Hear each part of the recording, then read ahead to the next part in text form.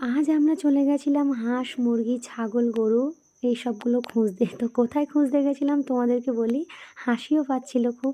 মেলাতে গেছিলাম। তোমরা সবাই জানো যে রাস মেলা বসে গেছে।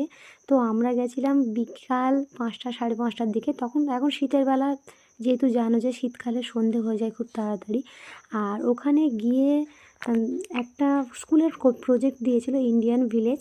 তো গ্রামের যে একটা গ্রামের দৃশ্য একটা ওই প্রজেক্টের মধ্যে তুলে ধরতে বলেছিল। তো গ্রামে যা যা থাকে সেগুলোই খুঁজতে গেছিলাম।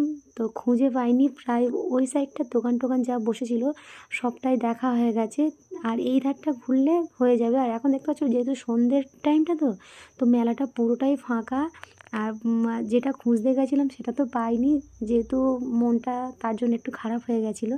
তো দিদিকে বললাম যে তুমি এখানে পাবে না, অন্য জায়গায় দেখতে হবে। মেলার মধ্যে না ছোট ছোট জিনিস ছিল না, বড় বড় হাতি, ঘোড়া, ছাগল এসব